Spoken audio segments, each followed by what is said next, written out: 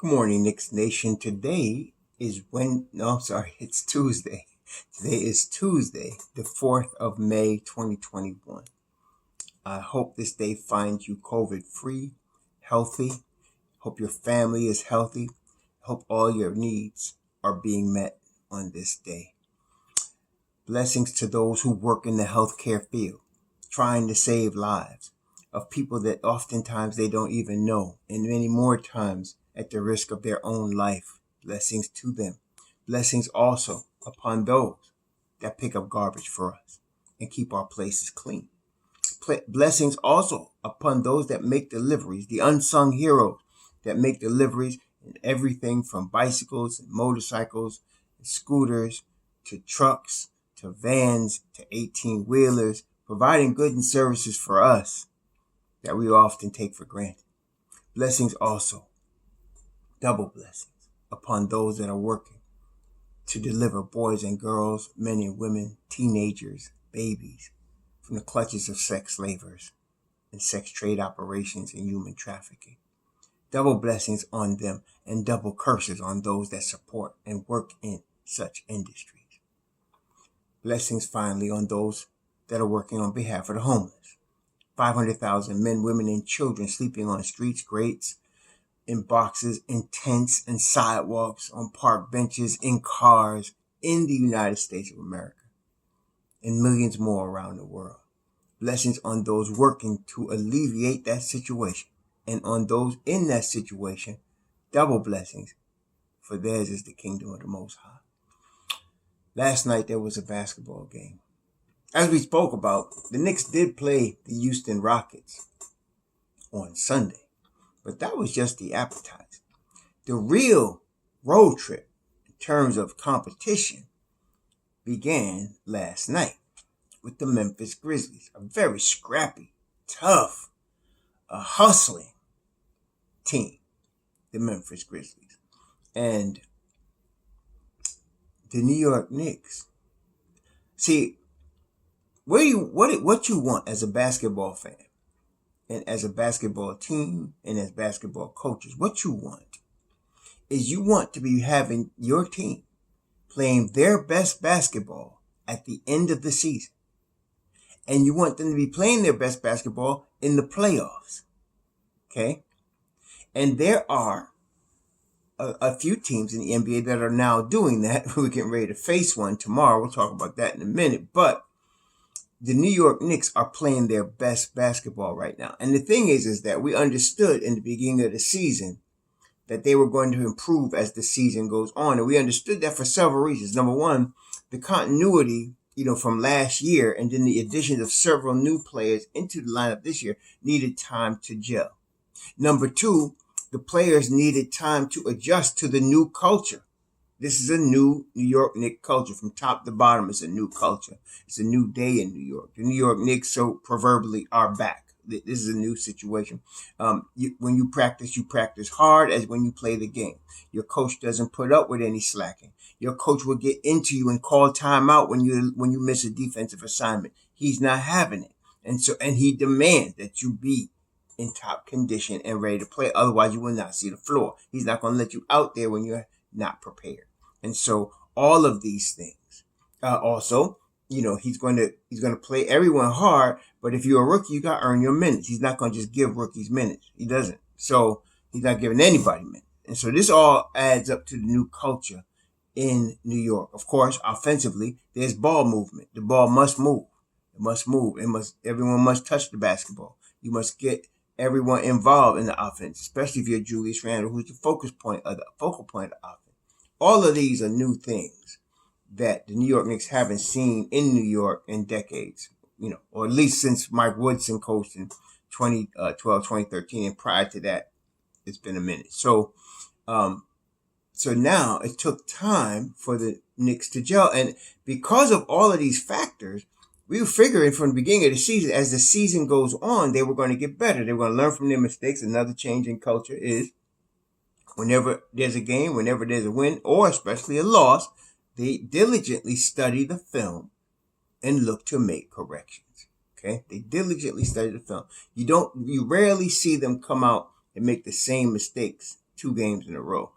It'll be something else that's been exploited or something else that happened or a bad habit they fell back into and they realize it. And so that's also part of changing culture. So all of that I said to say that they were going to get better as the season goes on, particularly being a defensive first unit. Okay. And that alone, when you play high level defense, you're going to be in every game against every team, regardless of how good that team is. Even if they're better than you, your defense will help you stay in the game and give you a shot, at least a shot, a puncher's chance to win.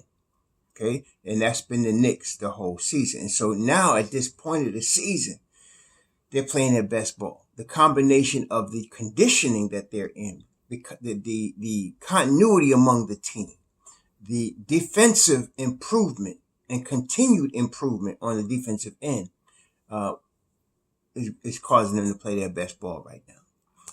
In the face of a lot of injuries, every team in the NBA has had a lot of injuries, especially this year because of the intensity of the schedule, because it's a condensed schedule, but it's 72 games in the condensed schedule. So it's very much more intense. And so because of that, every team is suffering injuries, okay, including the Knicks. But because of the conditioning, because of the depth that the Knicks have had from the beginning, they're just rolling right now. They're rolling right now. So last night they played Memphis, and man, what a game. And we knew that Dillon Brooks was going to kill us. We talked about that. Dillon Brooks is a Knick killer. He came hard last night. We knew that they were going to be mindful of Ja Morant, and they were. I think Morant was 1 for 10 from the field. He ended up getting tossed. They lost their cool, but Morant was 2 of 14. Okay, we knew Dillon Brooks was going to come at us. We knew that, and Desmond Bane. I mean, we liked him in the draft a lot. I trust the Knicks when they picked Emmanuel quickly, but in the back of my mind, I was like, dang, I wish they had gotten Desmond Bane, because you remember we did the video on him, and I really liked him coming out of TCU. And last night he showed why. Man, 9 of 13 from the field, 22 points, 8 rebounds, 2 assists, 3 steals. He can play, man. He can play. He's 22. He did 4 years at TCU, which is normally a red flag. But his shooting ability, and of course you can see he's built like Vinnie Johnson. Some of y'all go back in the day, remember Vinnie Johnson, the microwave from Detroit. He was built like a brick, doo-doo house, man, and like a fire hydrant. And that's Desmond Bane. Same thing. He's microwave in the modern era. Okay, so we knew that was coming. And then Jared Jackson Jr. Came back and played. So we knew that these things were coming, and they did. But the Knicks were ready. And so, Kyle Anderson had 13. Grayson Allen, who also in time past has been a bit of a Knick killer, he was held in check too. So the Knicks did a tremendous job defensively. The MVPs of the game yesterday were the 2 Chicago guys, the 2 former Chicago Bulls under Tom Thibodeau, Taj Gibson and D Rose. D Rose pulled out his vintage bag yesterday. I mean, it was really good to see Alec Burke back in the game. When he came in the game, I was excited because it was good to see him back. And he was starting to begin that fourth quarter killer mode when he got hurt. But, I wasn't worried. The first thing I said was, all right, put D Rose back in the game. Now, earlier in the season, like January, right, he might have put Elfrid Payton back in the game. But now we're further along than that. Right? So he puts D Rose back in the game. The floater game. I am very sure that Emmanuel Quickley is watching very closely, because that was a master of the floater game last night. D Rose, the key basket that he hit was a floater with his left hand. And then, of course, he was 11 of 15 from the floor, 3 of 5, 60% from the 3-point line. This is a new D Rose, because even MVP D Rose did not hit the 3 like that. No way. And this D Rose They tried to, Dylan Brooks was all over him. And D-Rose showed that he still had that the handle and the cat quickness. In case we can talk about a Stephen Curry, we could talk about a Trae Young, we could talk about a Chris Paul in terms of elite handles. But Derrick Rose reminded us who he is. He pulled them handles out, and it was man. They just couldn't do nothing with him. He was cat quick. Talk about feline quickness. Woo!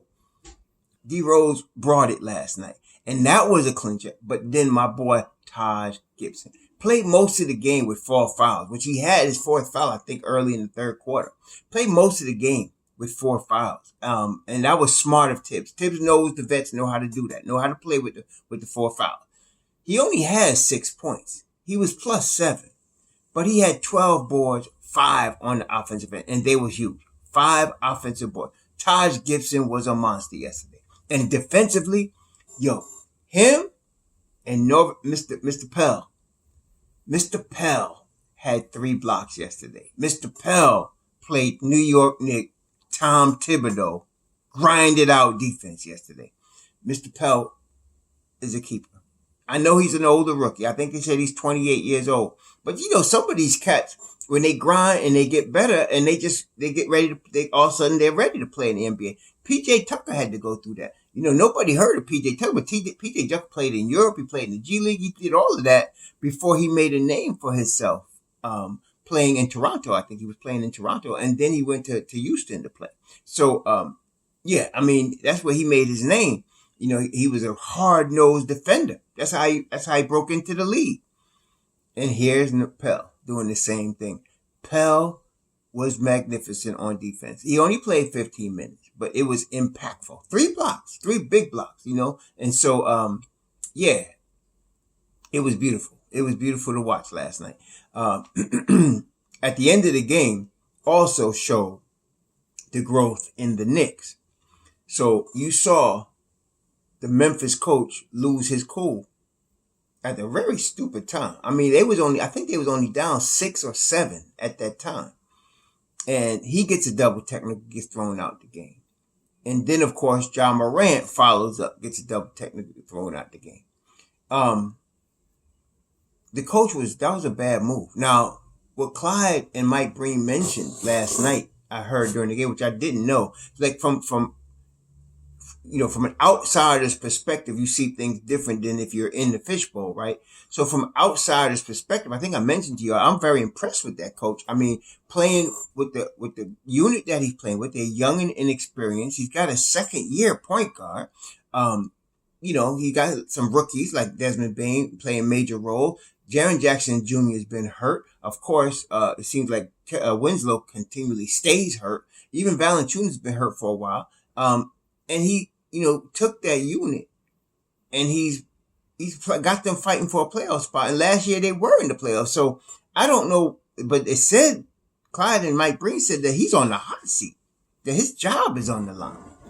I don't know. That would be a mistake to me to let him go unless he has lost the locker room. But it didn't appear to me that he lost the locker room. They seem to be, have good camaraderie on the bench. Nobody was dissing the coach, especially John Morant. Him and the coach seemed to get along very well, his star player. So I don't know why he would be on the hot seat. That would be a dumb move for them to let him go because he's a good coach. But it was a dumb move by him last night when his team had a chance to come back. There was at that point, I think there was 2 minutes left, and they were only down, like I said, maybe 6.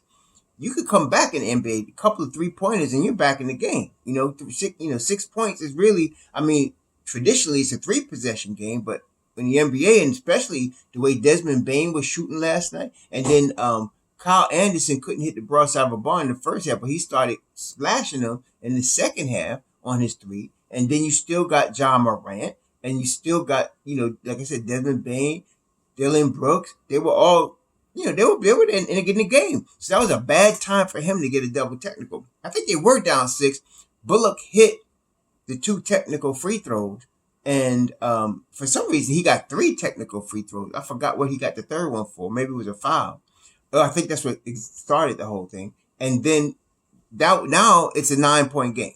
okay, with less than 2 minutes left. So now it is a 3-possession game, maybe a 4-possession game. And that's when they was open. Now, when John Morant did it, he was just exacerbated. He knew the game was over. And he just, he just fired up. You like to see that competitiveness, but that's what you call a young team.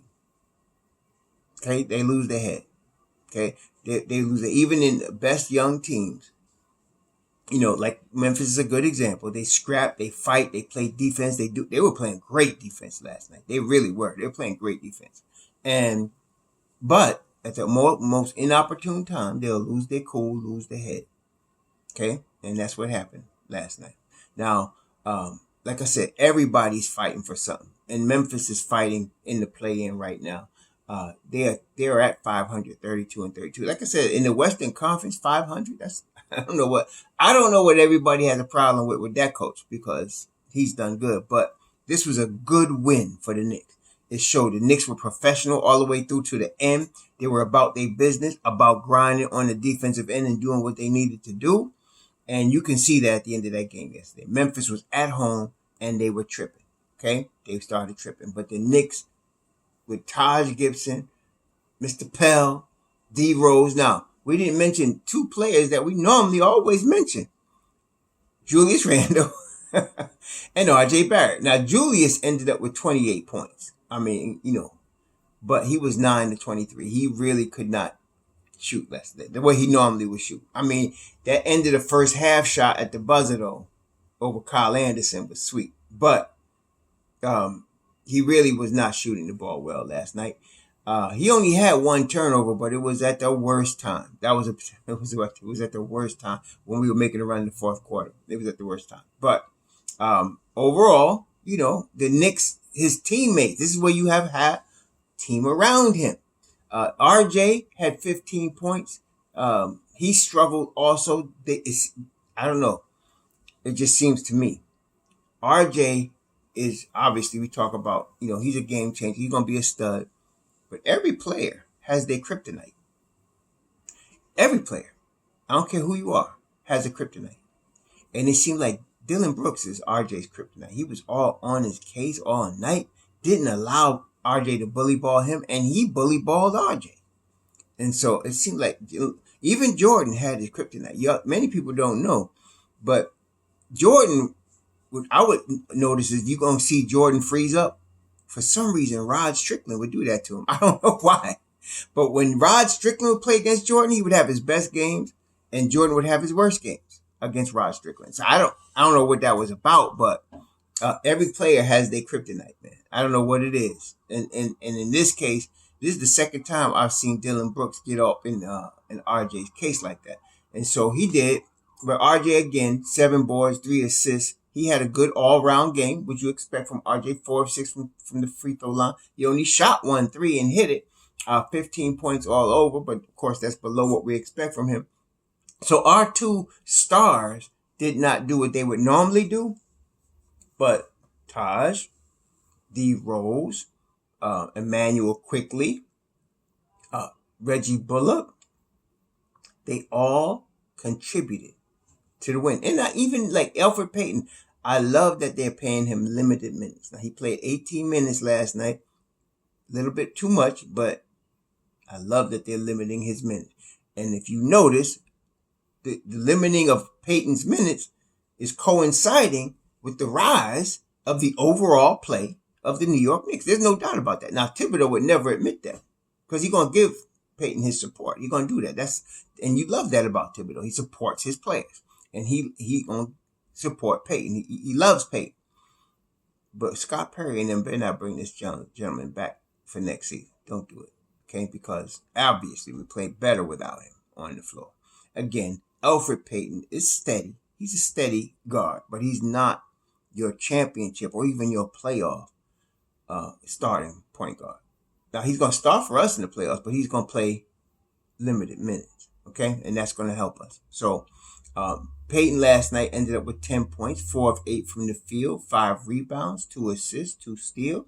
I mean, a couple of his steals were nice too. He filled the lane nicely, and it was both his steals I think were in the first quarter. He started off the game pretty good like that. So it was a very good win for us. Now, Okay, we're going to Denver. The Denver Nuggets. The Joker and they crew, man. Now, look, Denver. Denver is obviously a legit title contender, a legit top team in the NBA, one of the top 5 in NBA. There's no question about this. Denver is 43-22. We're happy as New York Knicks fans, right? You know why we're happy? Because we are 9 games over 500, right? We're guaranteed a winning season. I said it yesterday. Somebody corrected me. Because we were guaranteed a 500 season yesterday, which is higher than anybody. That's what I was really trying to express yesterday. It was higher than what anybody expected of the New York Knicks to be 500 this year. But now we're guaranteed legit a winning season. Okay? We're guaranteed a winning season. So, and we're happy in New York. But the Denver Nuggets are 21 games over 500. And that's expected of them. The Denver Nuggets are 24-10 at home, 19-12 on the road. They're 8-2 in their last 10. The Denver Nuggets have played better since Jamal Murray went down. Yes, they played better. I think they're like 10-1 or 10-2 or something like that. Some crazy number. Since Jamal Murray got hurt, they have not only not missed a beat, they've gotten better. Why? Because Michael Porter Jr. has started his ascent. Okay? He has started his ascent. He started showing flashes of it in the bubble last summer. And now the boy's coming along. He's, both kids in the NBA called Porter Jr. They could play, even though they're not related. But Michael Porter Jr. is ready. And I don't want to hear, please, Knicks Nation, y'all that I don't know what it is that need Alka-Seltzer continually or whatever. I don't want to hear it. We should have drafted Michael Porter Jr. I don't want to hear that. And you know why? Let me tell you why I don't regret not drafting Michael Porter Jr. Number one, you could look, everybody that looks back at 2020 and acts like there's something you should have done, you just self-killing yourself. You make the best decision at the moment with the information that you have. At that draft, Michael Porter Jr. would not share his medicals with anybody. He had just come off major back surgery. There have been many players. The most prominent of them that I remember was Brad Daugherty out of North Carolina when he played for Cleveland. This cat was headed for superstardom, but his back was jacked up and he never recovered. Back injuries end players' careers like knee injuries. And so this kid's coming off major back surgery, right, trying to get ready for the draft that year, wouldn't share his medicals with anyone. Okay? So that's especially in New York. Y'all know how people get fried in New York for making bad picks. So, yeah. No, I would have passed on him too. No way. I mean, now, if I had a second number one, I would have kept him. But not as my only pick. Now, I'm not saying they should have picked Kevin Knox either. We wanted one of the Bridges kids. That's what most of us wanted one of the Bridges kids in that spot. But, we got what we got. Okay, so, so I can't look back and regret not picking Michael Porter Jr. Nobody knew that he was going to. Not only that, Denver allowed him to sit the whole year. He sat the whole year. He did not play his first year. He didn't start playing until the bubble, really. That's when he started playing. And even then, they were limiting his minutes. So you think New York would have had the patience to wait a year for Michael Porter Jr. and then play him limited minutes at the end of his first? You think they would have? I don't think so. See, so yeah, they did the right thing by not drafting him. And fortunately, Denver had the talent already. It was stacked. They could afford to take him, and they took Bol also, if you remember, just because they could take a flyer because they had talent. They were already stacked. They were already a championship contender at that time. So, yeah, I mean, I don't want to hear this gripe and stuff about what we should have did when at the time it was a prudent move. It really was not to pick Michael Porter Jr. But I'm glad the boy's playing well. Apparently he was young enough so his back could heal because he was only about 18. So that was good. I remember when the Knicks drafted Danilo Gallinari, his second year he had back problems, and I was concerned. I remember he was, but apparently he recovered well. But he was also very young when he got his. So I guess being very young when it happens to you. Brad Daugherty, I think, was also pretty young, but I think he was in his early 20s when it happened to him because Brad Daugherty actually came to North Carolina at age 17. Yeah, he played his freshman year at age 17. And then he came to the NBA, I think he was I want to say he was 20 or 21. So he was a little older than these guys. But Michael Porter Jr. was 18 when he hurt his back. And so sometimes being young gives your body a chance to recover, still growing and all that. So maybe that helps him. I hope so, because back injuries are funny. So anyway, I'm glad that he's back. But we are playing a very difficult game tomorrow night against the Denver Nuggets. Very difficult. Against a very, very tough team. We're going into altitude. You know, Denver's mile high. Altitude does affect your game because it limits your breathing unless you are trained in it and used to it.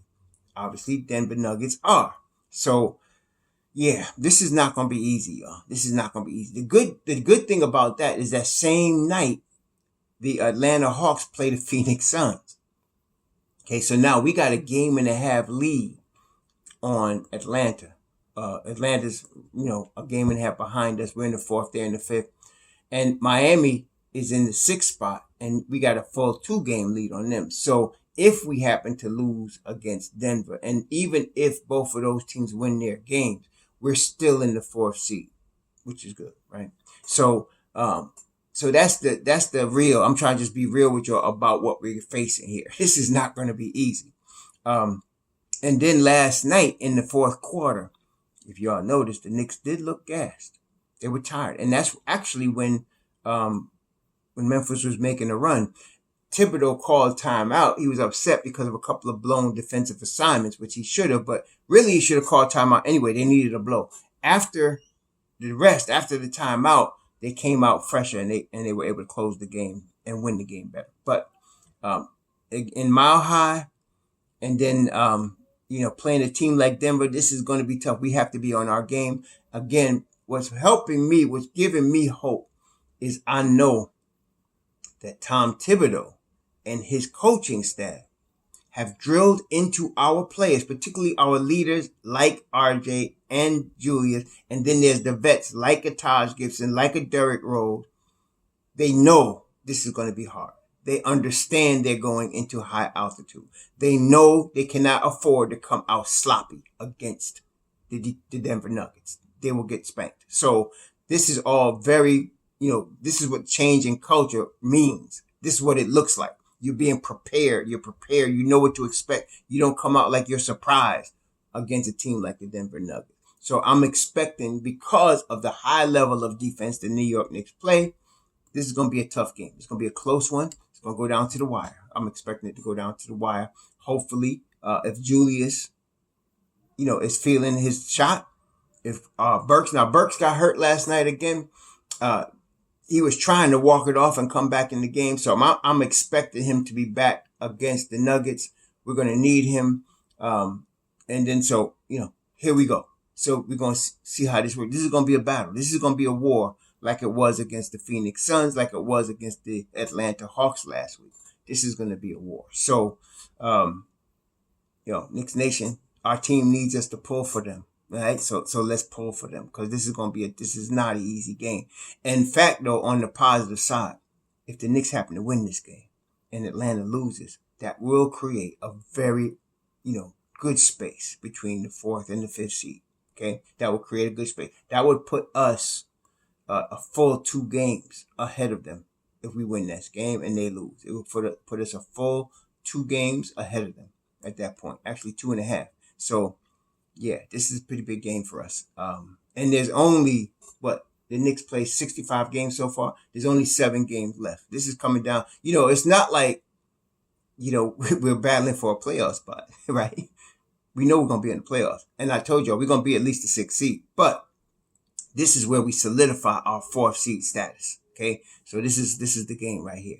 Also, a shout out. First off, last of all, shout out to Side Pocket Sid, my man Side Pocket Sid, who is always, saying good morning every time, we do a video. I like that. And of course, I found it appropriate that he was the first Patreon, on my Patreon page. He was the first one. That makes sense.